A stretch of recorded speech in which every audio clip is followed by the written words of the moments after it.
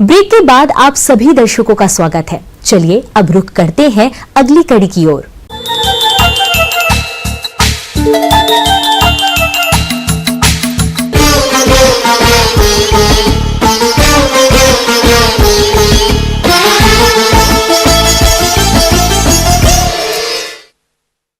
आज कई किसान नवीन कृषि तकनीकों को अपनाकर अपनी खेती से अच्छा खासा मुनाफा कमा रहे हैं और इस लाभ को देखते हुए प्रदेश के जो किसान नेट हाउस में खीरा की खेती करना चाहते हैं वो किस तरह से करें इसकी उन्नत खेती। आइए इस बारे में जानकारी लेते हैं कृषि वैज्ञानिक डॉक्टर पुष्पेंद्र सिंह से।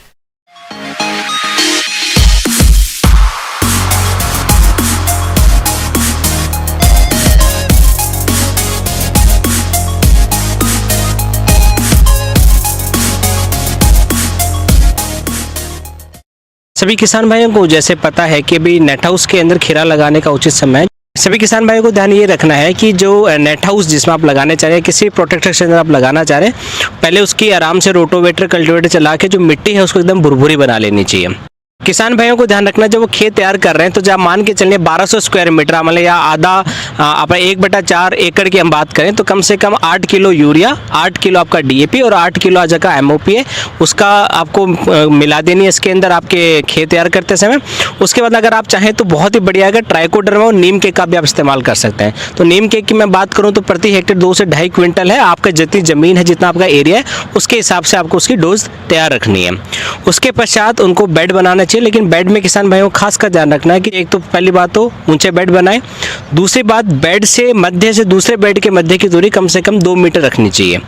फिर उनको लगा के उस पर ड्रिप लगा देनी चाहिए। ड्रिप लगा के उसके ऊपर पानी छोड़ देना चाहिए, ताकि पानी छोड़ने से दो बेनिफिट होंगे।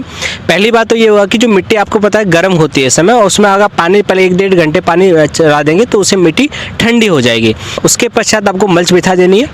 किसान भाइयों को उचित वैरायटी उसको उस समय लेनी चाहिए। जैसे समय उचित जो वैरायटी चल रही है वो मल्टी स्टार है, कैप्टन स्टार है, एमी स्टार है, बेरीकेट है। ये 3-4 कंपनी है जिनका जो खीरा है उत्पादन बहुत ही अच्छा हमें मिलता है। ट्रांसप्लांटिंग के समय किसान भाई को ध्यान रखना, जो पौध आप जो ले रहे हैं बहुत ही आपको उच्च गुणवत्ता वाली पौध लेनी चाहिए, जिसमें कम से कम 3 से 4 पत्ती हो और जो आपके नीचे की जो जड़ हो वो बहुत ही बढ़िया तरीके विकसित हो। इसी अगर आप हेल्दी या जिसे अपन बोलते हैं एकदम अच्छी तंदुरुस्त अगर आप पौध लेंगे तो आपका जो आगे उत्पादन भी होगा उतना ही आपको अच्छा होगा।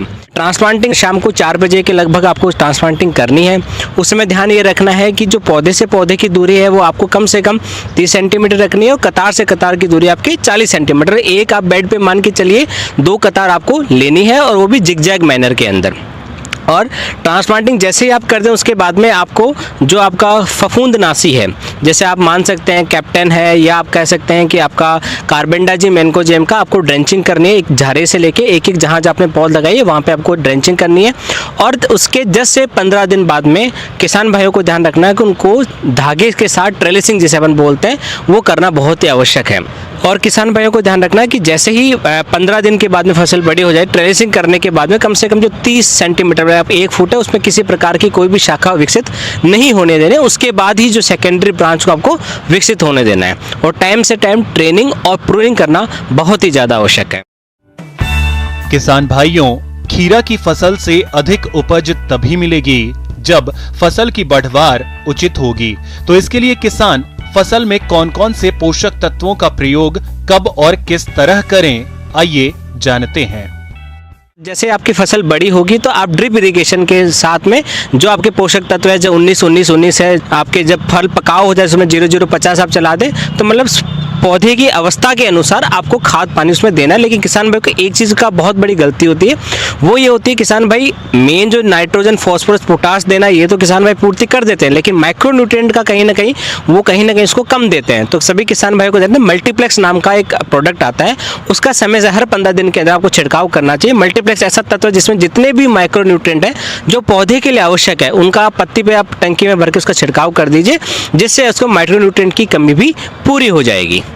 अगर आपको लगता है किसी कीड़े का या बहुत ज़्यादा अटैक है, थ्रिप्स का बहुत ज़्यादा अटैक है, तो आप डेलीगेट दवा का 1 ml प्रति लीटर से आप छिड़काव कर सकते हैं। किसान भाइयों, अब बात करते हैं खीरे की फसल में लगने वाले पाउडरी मिल्ड्यू रोग की, जिसे चूर्निल आसिता रोग के नाम से भी जाना जाता है। इस रोग के कारण पत्तियों की निचली सतह पर सफेद धब्बे उभर आते हैं और पत्तियों के दोनों ओर सफेद पाउडर जैसी तह जम जाती है।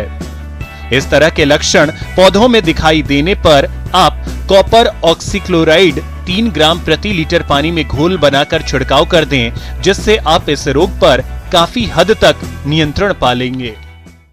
मैं किसान भाइयों को कहना चाहूँगा कि आप जैसे आपको सबको पता है खीरा आप 3 बार लेते हैं, लेकिन ये जो खीरा है, जो गर्मी वाला खीरा है, इसमें बहुत ही अच्छे किसान भाइयों को मंडी के अंदर रेट मिलेगी, क्योंकि गर्मियों में कंज्यूमर जो आपका मार्केट के अंदर इसकी डिमांड बहुत ज़्यादा रहती है, तो आपकी रेट बहुत अच्छी मिलेगी।